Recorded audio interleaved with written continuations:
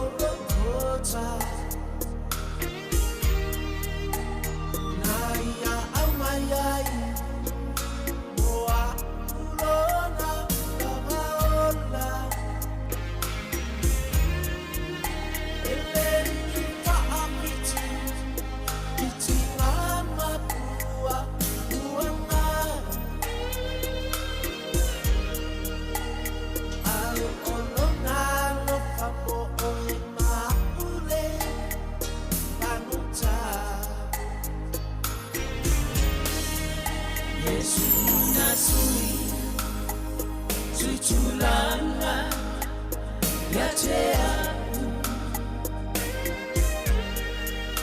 Yesu nasui 𝚟𝚒𝚍𝚘𝚘 𝚘𝚘𝚎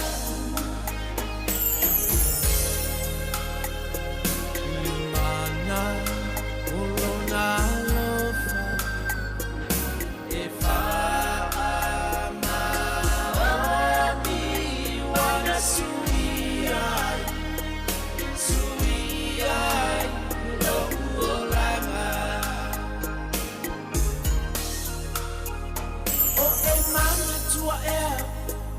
Mesili olele olanga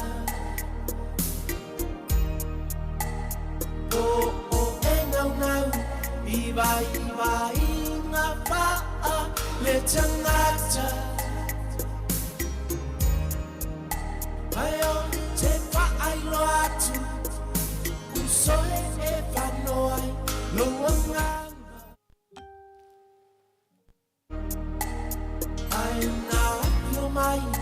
Oh Yesu iaota olanga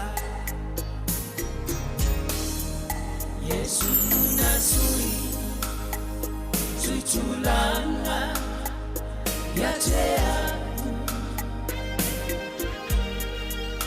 Yesu nasui 𝚟𝚒𝚘𝚘 𝚘𝚘𝚎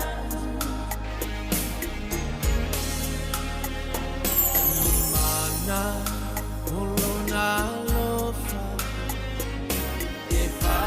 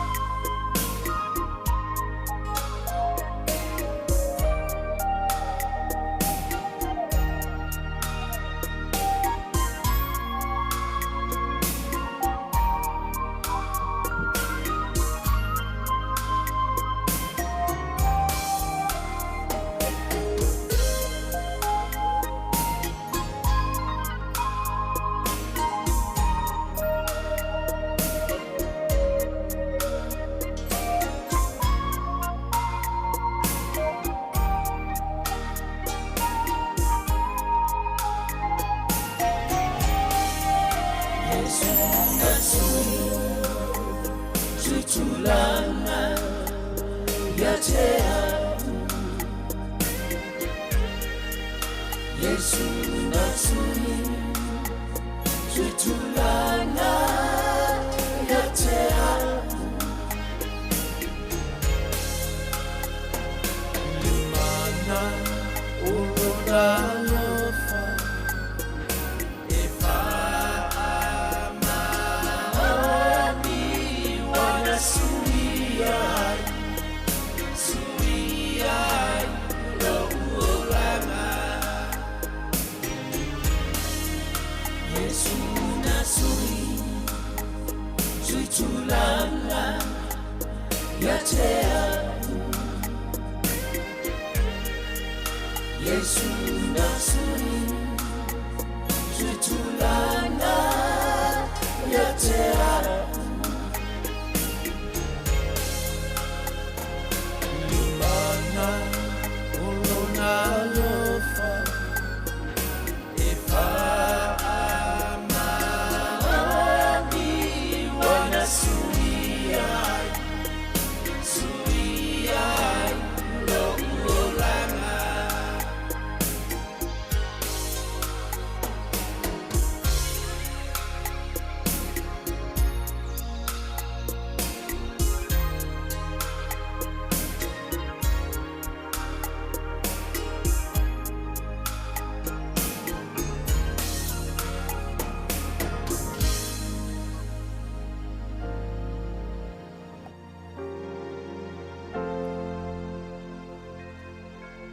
Ya, ia le tua le nei tai au.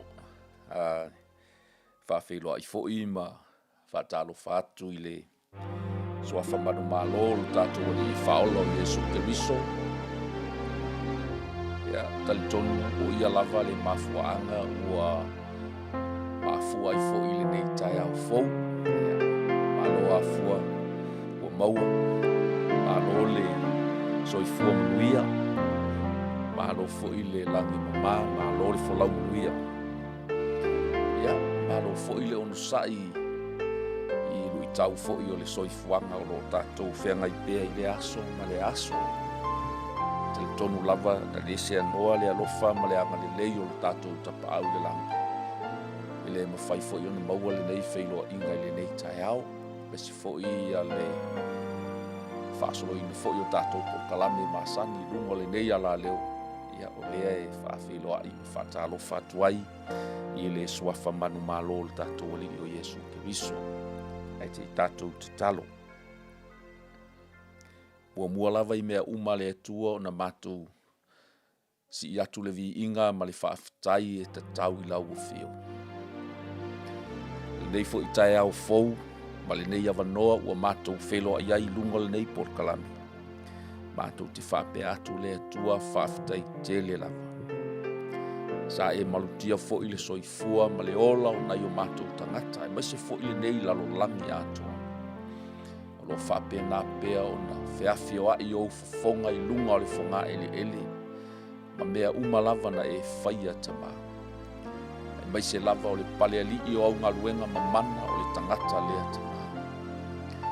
Lea I le nei tai ao mātou te whape atu whaafitai le atua, malo pule, I loua lofa ma lou anga le lei. Lau pule whaasoa ma lou tamau ainga, I le ola ma le malosi, lau wha malo longa le atua. Whaafitai tele lava. Talo le nei tai ao, tui nātu I lau o fio le amataina o le nei por kalami. Wala aua I ma le whaalo alo, ma le loto maua lalo I loua nganga soani le nei tai au. E te whaapupula, e te whaamala malama, e te ao ao, I mātou e ala I lau o fionga pa ia. Awa o le suru lava lea ma le mala malama I o mātou ala. Whaamanuia fo isi o mātou atu nuu atoa Samoa, e o lo whenga I pēa ma tiu te mawhaiva. E le ngata I lea o le tapua inga maua na I o mātou tamā ma tina mātutua I maota malau. Le whangaloina fo I lau au whai ngaluenga ngā lulue I lea whata ma lea whata whaitaula. Tai o Samoa. Tonu o nuu, e maise fo I ma le atu nuu tamā. E o lo tautua ina le mālo le kale sia le atua se o lava ina I a mātou whanau. I o atu iai lo wanga le le tamā. Le whangaloina lo nuu tamā. ayo Yerusalema e maiso Israelu. Mātou te talo pēr masi tia ia iai lo file mu, iai lau puipuinga, iai lo wanga le lei ma lau whaamanuiaka. O le mātou te talo lea whaamanuia i stasi o fia maua lau fisosoani le nei tai au. A apa atu o awa lofa tamai. Alu male mana lau upu i le nei aso. Tō fasi le taua whaale anganga, manu malo ina ni anganga mo lo malo tamai. Whaau mai lau au no se mea whaingaluenga whatau waa. Ia tu mau pēr le vi inga ia te oeo no lo swafa Yesu. Amen.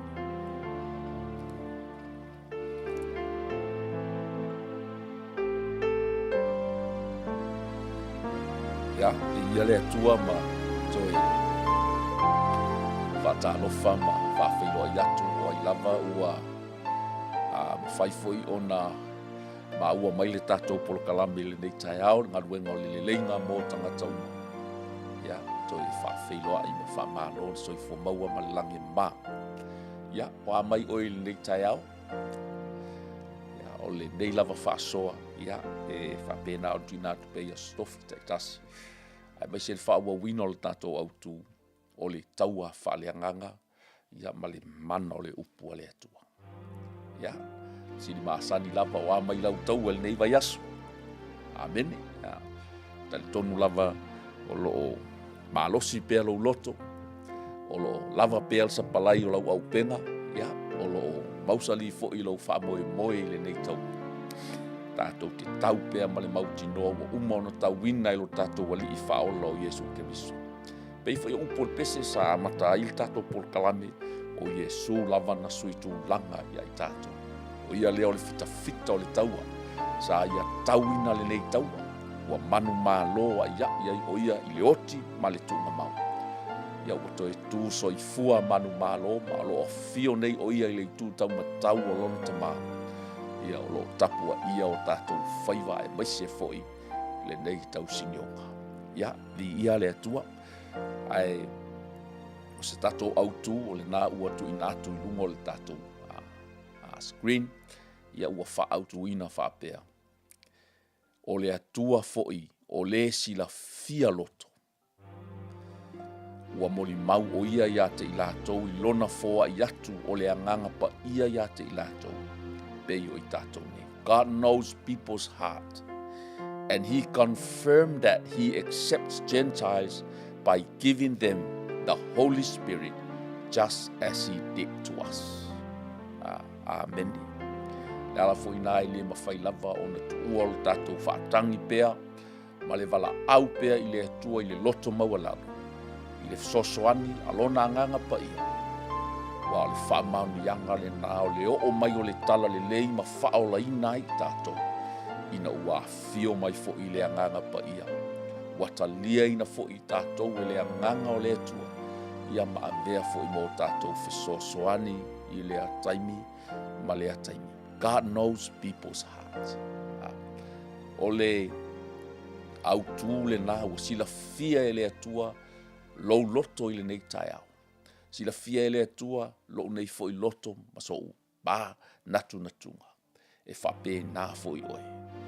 Le ailava se tasi e lilo i le atua se meo tātia i lona fina ngalo ma lona loto. A tonu ele o mawhai o nai lo atu, e lesi o uso a tangata. A tonu ele o mawhai o nai lo atu e lo a inga. A tonu ele o mawhai o nai lo atu e au wose naunau ta inga i tu tonu o lau loto. Ai awane i ngalo ia te oil nei tai ao. Wa maile au tū o le tātou por kalame, o le atua foi, o le sila fia loto. Amen. God knows people's heart. Our whamau nia foi, whamai, and he confirmed that he accepts Gentiles. Wa whamau nia foi watalia ina i tātou nu ese, by giving them the Holy Spirit. Amen. O le whamau nianga lea, o le sila fia e lea tua, o lou tangata, o lou loto, ma lou loto. E ala lea i le talia ina o i tātou nu ese. Ina ua awina mai fo'i lona nganga pa ia. E pei lava ona awina fo'i lau apostol. atua le tusi leo ngaluenga lau apostolo. O lo tusia le fo mai o luka. Fe moli maua ia i lau apostolo i mea o lo tupu i lato fo i au nanga ma le lato ngaluenga fa apostolo. Moli mawina ai le tala le lei le alofa tu no le atua. Lea fo i ua o mai ai ia i tātou nu ese. Ia o le ala le nā tātou te pati ai bea le alofa ma le anga le lei o le atua. Sila fia le lei e le atua iai le aso e o mai ai le whao la tanga i ele o Samoa. Na momoli mai ai foi. E nisi o miso nale na malanga mai. Ave iai le whaalo alo o Samoa. Ina ia whapena o na avea ai le atua o Israel. Le atua o Aperamo. Le atua o Isaako ma Iakopo. O le atua fo ile nā watalia ina e o tatou tua a. Ma whaavae ai Samoa. E whaavae i le atua Samoa. Ia, di ia le atua i le nei tae au. Ai o le whaua wina o le nei taua whaaleanga. Ma le mana o le upo o le atua. O lo o whape nao na tatou tilo pea. Ma whaua wina pea. Ma le tali tonunga. E ao o na tatou iloa. O le tatou fō launga o lo o whaia nei. E iai mea whaaleanganga e tatau o na tatou malama lama iai. E iai mea e tatau o na eiloa ina o le nei taua. Ina ia aua ai pe o le upo paunu. Aua nei e fusu pe o nai te fusu i le ea. A ia e fusu ma le mauti noa. O ai le e te lua whafsanga. Nana lo moli maulava le apostolo e kale sia i Efeso tātou te leo tau mani tangata. Tātou te leo fusu mani tangata. A o anganga leanga. O ali sile ma fai pule ma nganga uma o le pōliuri. O tangata po o anganga na e lo o whapena o na whasanga na iai le tātou taua o lo tau nei. A o lo o tau ma fai e whaamala mala maina. Nisi o vaenga e maise a upenga tātou te tau ai. Ina ia tātou manu mālo pe o na manu mālo ai ke miso. Ameni. Tali tonu e tele ni fita o le tātou taua. Ua mani liu le ala. Pe ua whaavai fo'i lunga o le nei fōlau. Le whatoa afa le tausaka. Le ua tātou a ngai. Ua whaifo fo'i le tātou fōlaunga i le nei tausaka. Ia e tātou whaamalolosi. Tātou whaamalolosi pea. Tātou tutu mau pea. Sisi pea le fu'a o le manu mālo lo tātou wali o Yesu Keriso. Maua sou manatu. Maua sou loto. Whaaloto tele ina i tātou. Ina ia tātou whinaua i pea. Na ia tātou tau ai pea le nei tau le lei a iu pe o le apostolo. Upo le apostolo wa iu ia te au le nei tau sina. Wa o tau le tau le lei. Ma wa o pale ai le pale o le ola. Amen.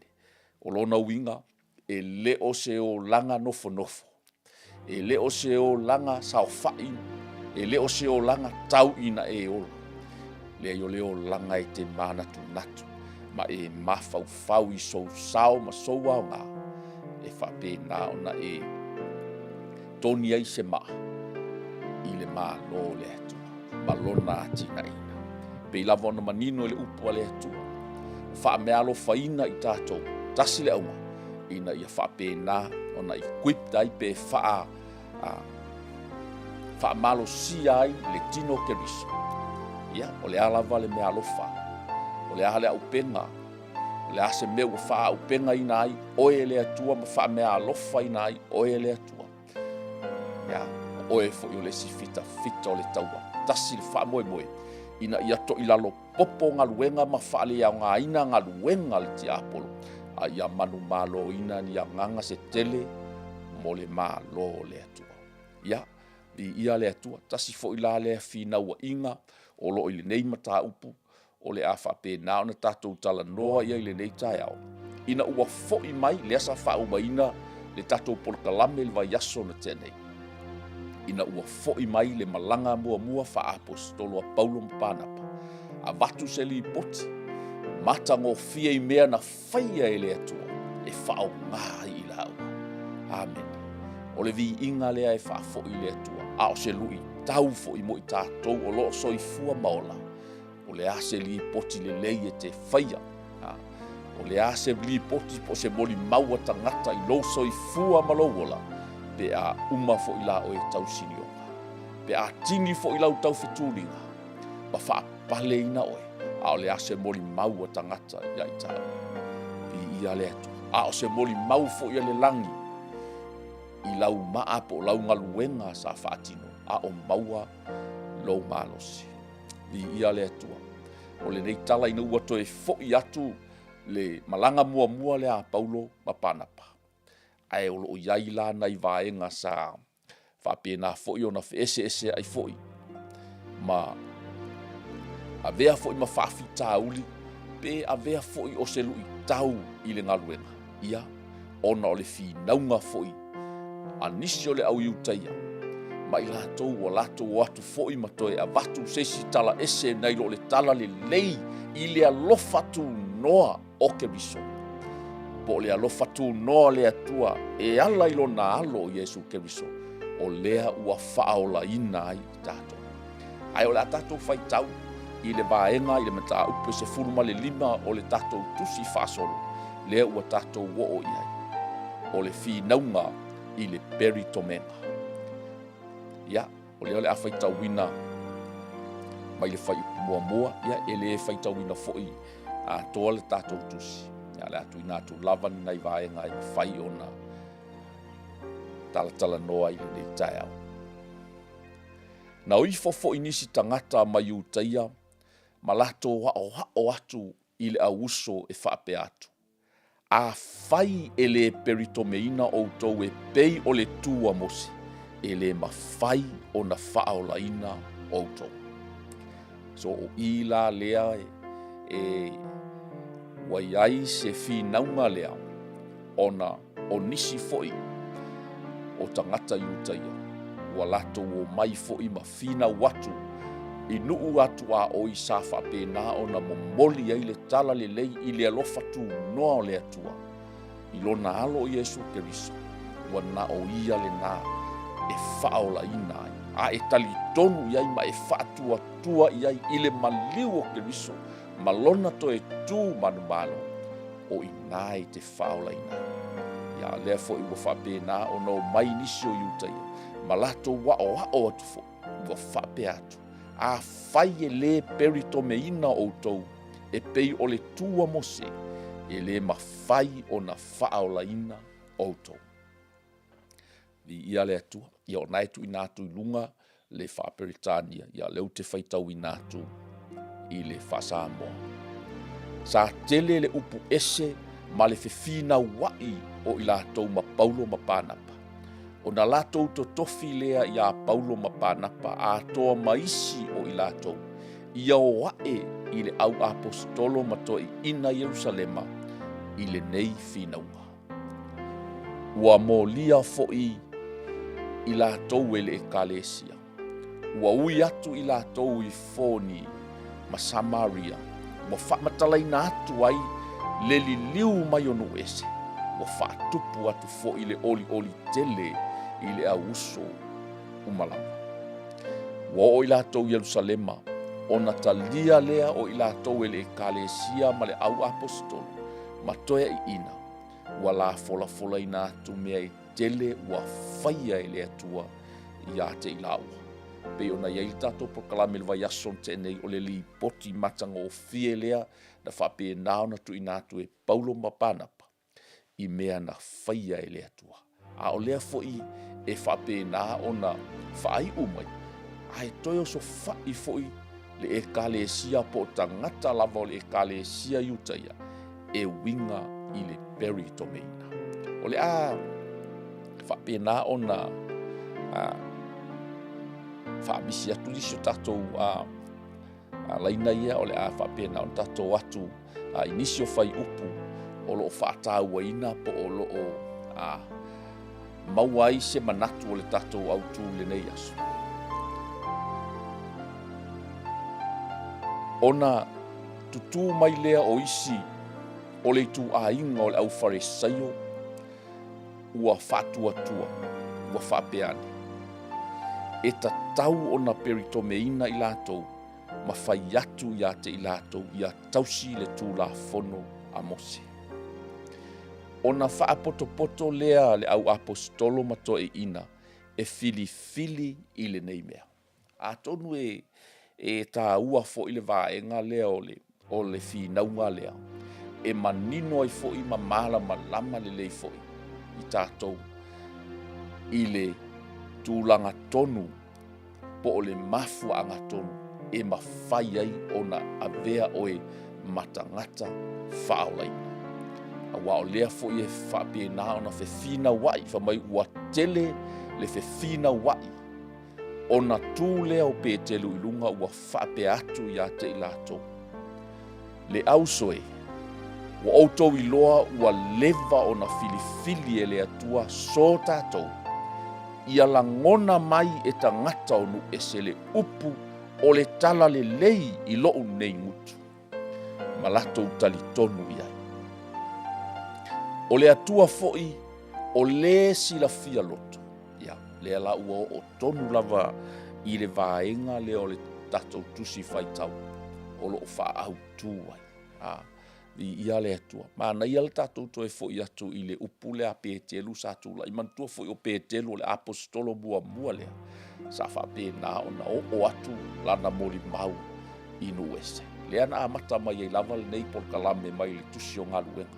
Pol mata upo sifulma le lua o lo i le vaenga.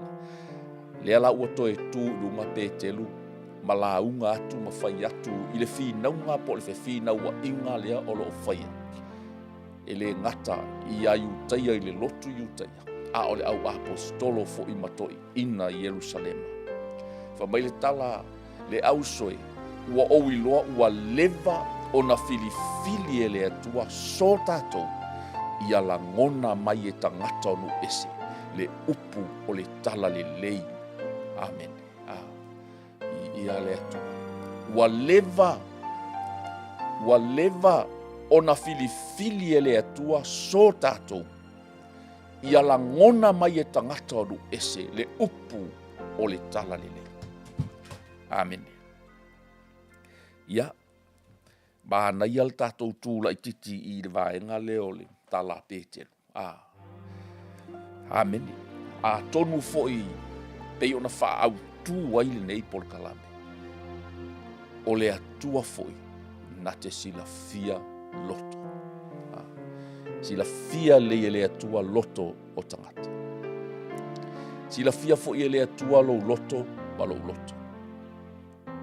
God knows people's heart. Lea fo i la ua tu lai pētelu. Wa whailoa e pētelu se mea o i tu tonu o lona loto. A tonu o le ala fo i lea na filifili ai pētelu. E momoli le tala le lei inu ese. Ona ua ia iloa ina. Wa sila fia fo i lea tua o ia se tasi. E ta tau o na alu e momoli le nei tala le lei. Ua leva o na filifili e le atua so tātou. Amen. Ia. Bāna ia ai pe ona watu se manatu tātou te tūla i titia i le vaenga leo le tātou tusi. Se i o tātou talanoa la i titi. Ia, po le ase la ngona o ia te oi li nei taimi. Pele i. E la ngona ina ua filifili foi oe le atua. Ina ia langona mai e lo nu. Ia langona mai e lo watunu. Ia langona mai e le Pasifika. Ia langona mai e le lalolangi matulu inga o le lalolangi. Le tala le lei. Amen. E le whape ia langona mai sou matautia. Sou toa. Niau mea maua. Sou tautaua. Sou ta mali inga. Ai fa mai le tala ale apostolo o Petelu. Ua leva o na filifili e le atu. Amen. Na watu inga atu i runga. Le au soe. Ua leva. Ua outou i loa. Ua leva o na filifili e le atua so tātou. Amen. O lona winga e ole au apostolo e momoli le tala le leinu e se le ua o mai ai Samoa. Ua leva ona iai le filifilinga, ua leva ona iai le plena le atua, e tatau ona o mai lenei tala lenei. Amen. Ia, o se lu i tau fo i mo i tātou, o se lu i tau tā ua fo i lea, mo le whaafonga mai fo i. Ia, ale, ia ma le mamalu o se tātou atu. E iei teimi e watu aini whaamalosi fo i ma, ale mawhai, ona e tala noa sao i se tangata. O e nau ina ia o ia i le tala lele. Tasi lea awala i te whaasoa ai. O lo shea atu ina lea. O tatou polo kalame ma upu whaamalosi a lea tua. Ina ia lau tele atu ai lea luatu a le nei tala lele. O le ale mele nau pe te lue toe whaamanatu le tala noanga lea i le tae ao lea. Ina ia longoa, ina ia langona mai e tangata o nu ese, le upu o le tala le lei i lona lava ngutu. Amen. E whaonga ai, lona lava se ufufonga po o lona lava ngutu. Malato tali tonu ai. Amen. O se lu i tau fo i lea mo i tātou. O se lu i tau fo i lea mo tātou le au tau a lea tua. Wa leva o na fili oe lea tua. Wa leva ona mana o le atua, wa sila fia e lo atua lo loto e te mawhaia. Peila wana wha au tu e le tātou polo kalame, God knows people's heart. Wa sila fia e le atua lo loto. Wa sila fia e le atua o mana tunatunga. Wa sila fia e le atua sa umoe mitinga. A o le fesili le nei tai au. Wa e sa uni wa e tā pena e te tali i le nā filifilinga ua leva o na sila fia i le atua. Amen. O le tala le nei, i le whaasolonga o le nei tala. E le se ngaluenga whai ngō fie, e le o se filifilinga whai ngō fie, le filifilinga na whaia e nei au apostol. O le tele i o whawhitau, o le tele i o lui tau, e whaafea ngai pea ma mata o pelu ma le oti, taimi o le lato tala inga. Sa fitongi maa, sa hanga le anga inga e tangata, sa oso whai e te moni, e whaonga inai, whatau la itu, o itu wa valo, so se au wala na tau mawhai le ti apolo, e tau fia ai, le tala inga o le nei tala lele. Ai whaafitai i le atu. Le anai umanuia le taamilo sanga mua Paulo mapanapa e maise fo inisio le au apostolo le ua toe fo i mai le peis po ua toe fo i mai Jerusalema ai tupu ai loa le whaafita au le ua tala noa ai le nei taia. Amen. O le anganga whaafitai fo i lea atua lea ua moli mau manino pe telu le nei taia. Tātou no ese. Tātou ele iai tātou i whea ngainga a le atua. Sa le ai tātou ma le atua. Amen. Sa whai le atua mo tātou fili. Sa tangata ese i tātou. Ai whawhitai le alofa tu noa o le atua. Lea o loo mamoli mai. Wa leva o ina i le filifilinga. Wa leva ona i le manatu o le atua. Amen.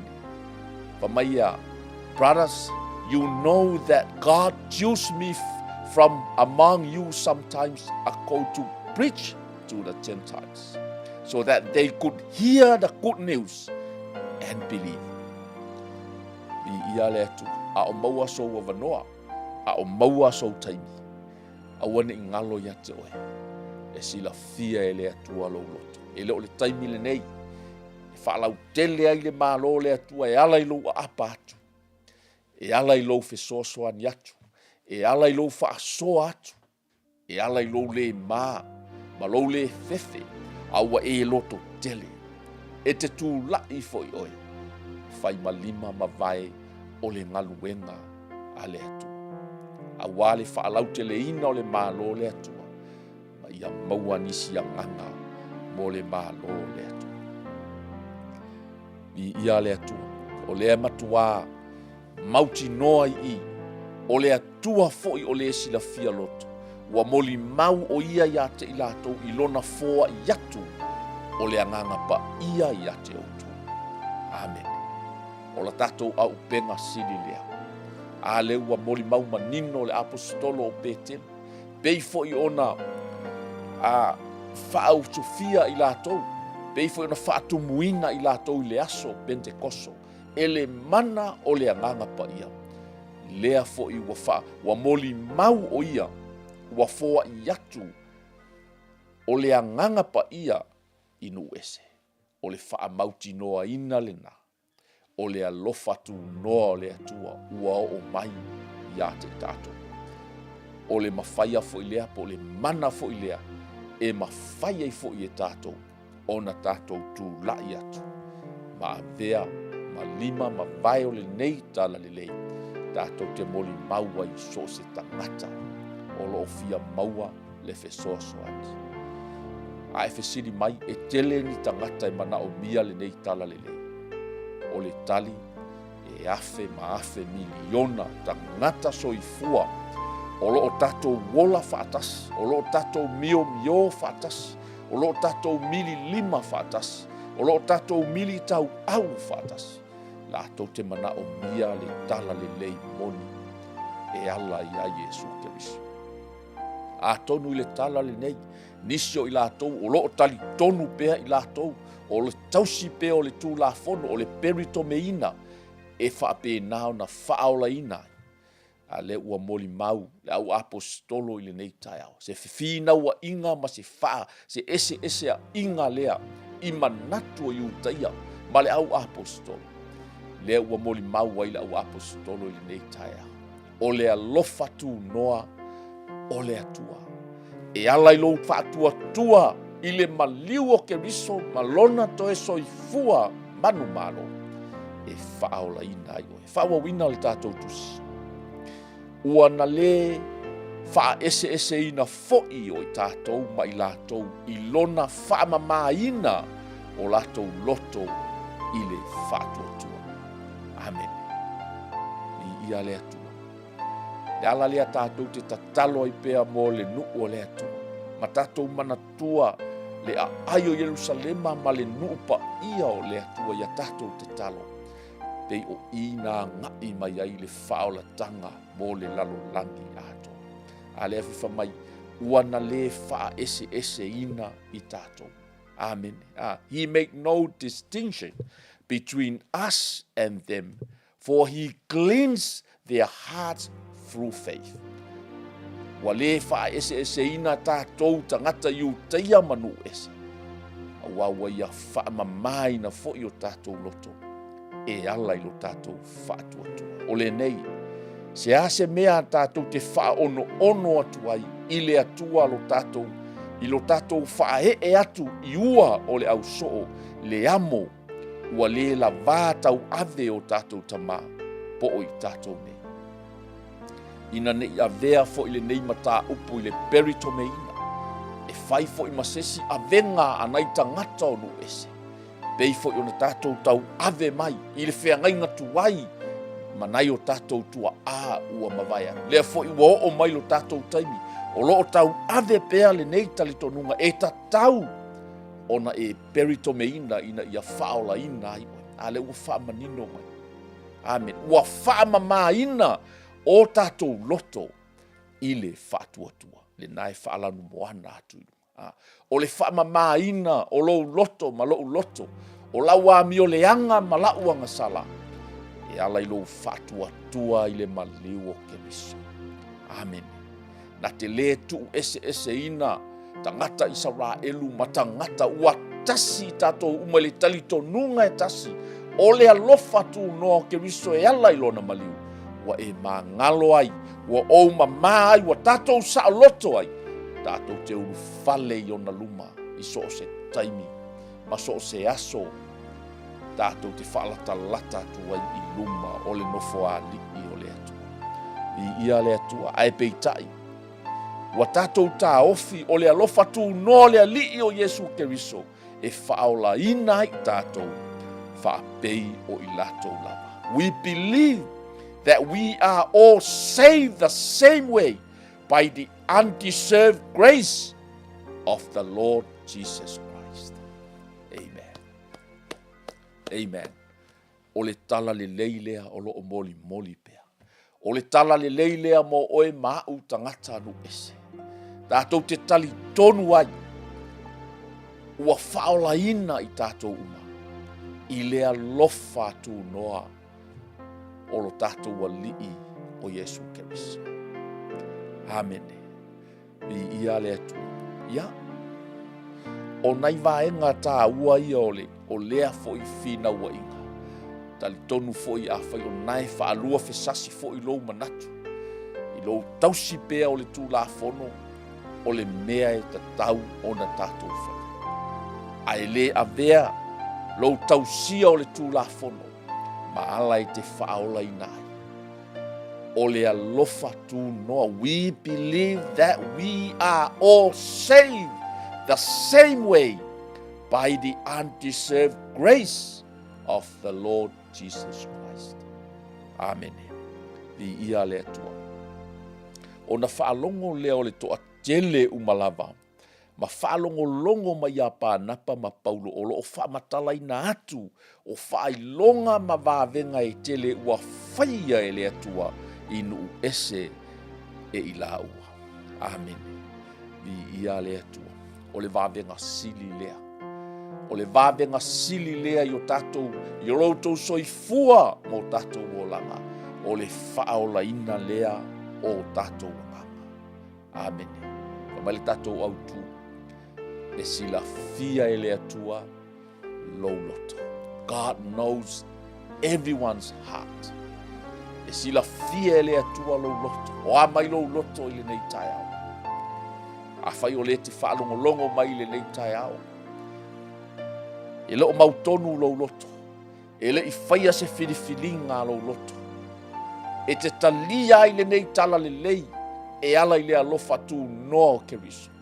Fa mai le moli maua pe te rua leva o na sila fia e le atua. E ai le aso.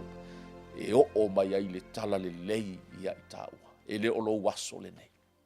E le o lo tae ao le nei Samoa se uatu no pele. E le o le tae ao le nei na whaia e le atua e te oli ma e fia ai. E le o le aso le nei e te fili ai. E te talia le nei tala le nei. O le alofa atu. E le se ngaluenga ne i tā mita ai. E le o se tā ua poto. E le o se tā ngawaa. E le o se tā ngaluenga na whai ina ne i tā mita ai. E le ai o le alofa tu tasi.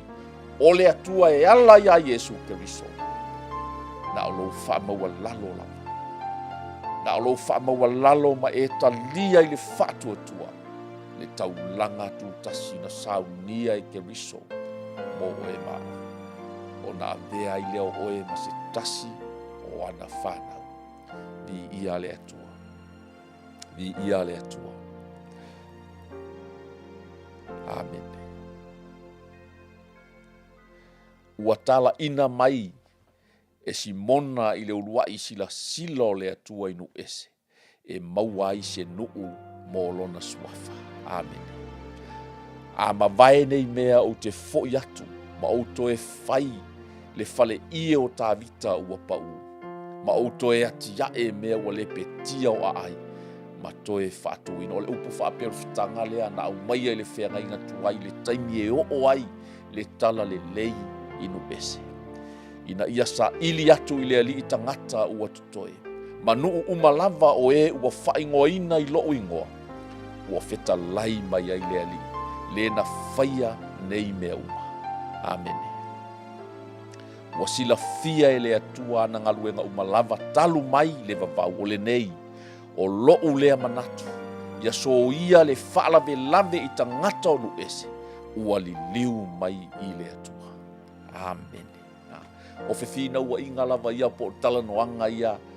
Ai utaia ma le au apostolo e maise to i ina Yerusalema. Lea fo i ua fautua ina ai. Ina ia awane i whaalave lave i tangata onu ese e ua li liu mai i le atua. A ia tusi atu. O le vaenga la lea e wha pēnā ona wha umai le tatou potalame le nei tai al. Whai upelua se furu. A ia tusi atu ia te i lātou. Ia tau mamao i lātou i mea leanga e whasia mō tupua. ma le faitaʻaga ma mea titina ma le toto. O le vaega la lea sa ave i le tusi e toe momoli atu inu ese.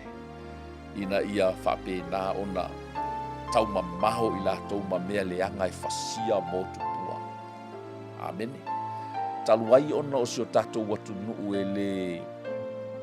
e faale o tupu ele mea lea o le fasia o ni mea ai po le avea lea o le talitonu o le 7% o tangata Samoa ua talitonu ma faatuatua i le atua soifua. E taule ai la le to inga mea lea e tupu i le vaitaimi lea o le faufau o le talaʻiga inu ese.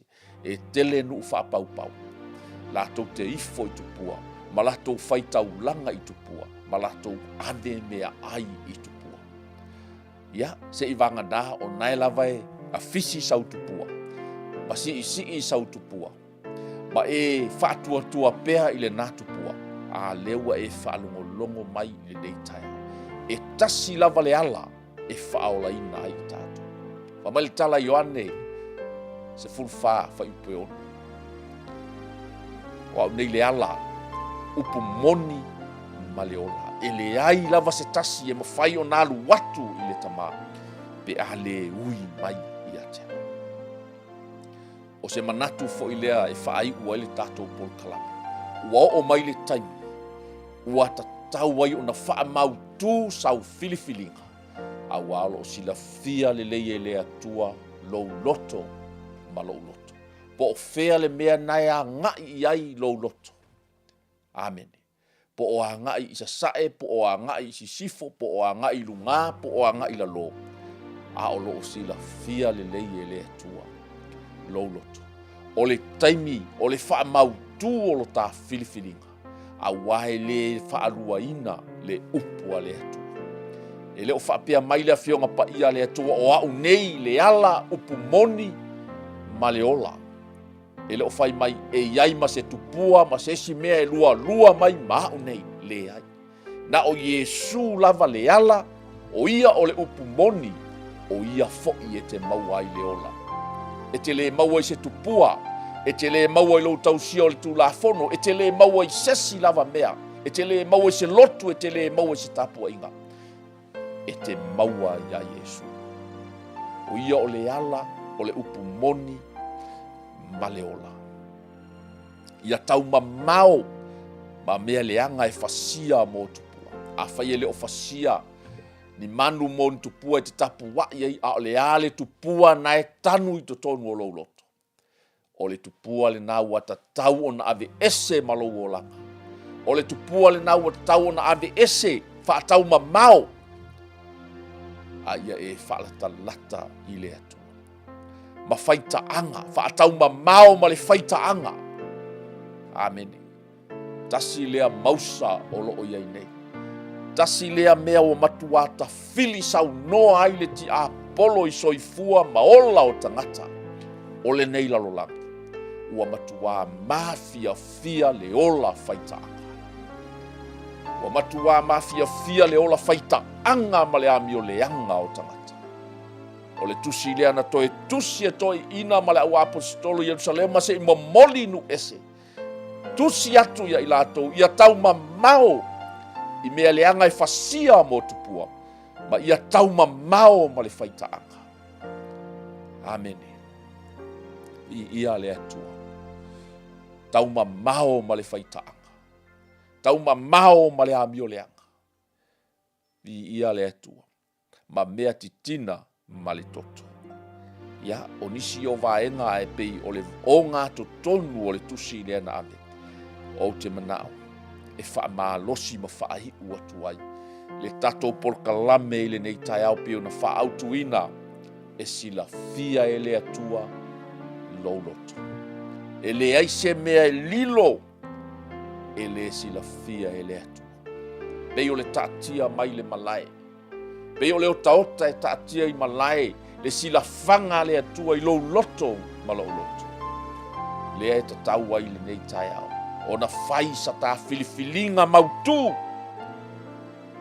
e le ai lava se tasi suafa, e whaola ina ai ta ua. Ua na o le suafa o Iesu Keriso. Whaamautu lau filifilinga. Whaamautu lau filifilinga. Whaasao lau filifilinga. Manu o iai le avanua. Le taua lea o loo tau nei. Le ngaluenga lea le tia apolo o loo whaia nei. O le tau mawhai e whaasise e milo milo. E whaaleanga. E whaavevesi. Ai na sau Yesu. Na ia tatou maua le oli oli ma le file mu. There's righteousness, peace, and joy in the Holy Ghost. O le malo le nao le atua. A e fia maua le ami o tonu, sau ya Keriso. A e fia maua le oli oli, sau ya Keriso. A e fia maua le file mu moni, sau ya Keriso. A velo wola ya Keriso, o le tala le leile na, sa mo moli mai e lau apostolo, le wo o mai ai i tātou nu ese. E le o se tae aole nei e te filifili, ai e talia i lou loto ma le wha mawalama. E te li liu e se ai mai le whaita anga, ma le ami o le anga. Ma anga sala ma mea mata ngā, le ifo i tupua. Ai e li liu watu i le atua soifua. A vea ai o ia mali i ma whaola o lo wolanga. A wa o ia o le ala, o le upu moni ma le ola. Whaftaita mai le nei tae au. Wa umona momoli lau fe au ma lau upu le nei tae au. Whaftai wa whamau nia, iai mātounu ese. E ala i lauina mai o loa nganga pa ia e tauto rua ina, o mātou whaiva ma o mātou tiuti. Tali tonu fo i le nei tae au wa e momoli le nei upu. Wa e whasoa i le nei tae au, e whaonga ina i le nei mea whaingaluenga whatau waa. Au te tatalo le atua i le nei tae au, whaawau lau ngaluenga nganga pa ia i ai o loto ma fina ngalo si o mātou watunu. A wawa e sila fia loto ma mahanatu na tunga o tangata uma. Nga luelo wanganga pa ia i le nei tae au, fai se filifilinga poto, fai se filifilinga mautu le nei tae au. O ai lava o mafuta mai, o ai o langona mai le leo le nei tae au. Nga lue atu i ai lo wanganga pa ia wha mole mole. I ia le atua, a fai e te le italia ina Yesu. A fai e le i faia sau filifilinga. E le mawhai lavona e lafi lumo le atua. Leua e whaalongo i le autu o le nei tae au. E sila fia le lei e le atua lo. Sila fia e le atua le tangi o lo loto. Sila fia e le atua le ngā lala o lo loto. E sila fia e le atua le ngao ngao o lo loto. Ai manao e whaatumu lo loto i le oli oli ma le file mu. Ma le ami o tonu a le atua. Ona e muli muli mai le ai upo le nei tatana. Le atua le tama. O au o le tangata angasana. Wa o whaalongolongo i lau a fionga pa ia. E te sila fia le leilo u loto tama. Whaamangalo mai a uanga sala uma tama. Whaamamamai lo tangata leanga i le mana o lo toto Iesu Keriso. O te whatuatua na e maliu moa. O te talitonu wa toe whatuina o i le mana o le atua. O lo e a fio fo i le itu tau matau o le tamaa. Ma e whautua mo au le tangata angasana. O te talia ina oe. E a vea mali i ma whaola o lo uolanga. E a mata i le tae au le nei. Se ia o oina e toe a fio mai. Whaafitai maa. Wa o whaola ina i lo wa lofa tunoa. Ono le suafa o lo walo pele o Iesu Keriso o te ole ma whaafitai atua. Amen.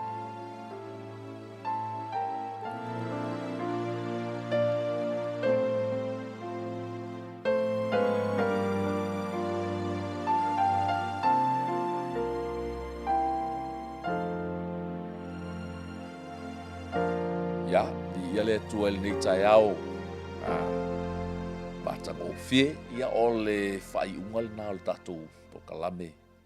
whaatulanga fo'i I le nei au auli. Ia I mātou nei Australia lea le taina suma le lua. Ia ai whaamanuia te le atu le tue toenga o. Tiu te mawhaiva le nei aso. Ia anga le fo'i le tue le whaamano longa. Ia e sunga I le whaatonu. Sunga I whawhengainga ia mai. Ia whaafatai fo'i mo le nei e wanoa. Whaafatai mo le nei tautua. Ia anga le lei le atua I fuafuanga o mo le nei aso. La fo'i se leo wa pao papa I lau whaafonga mai ia whaamangalo lau tau ngauna.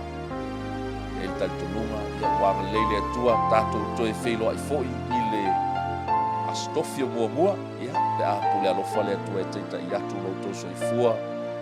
Masau nei olai mo le teminei whātou whaasoifua.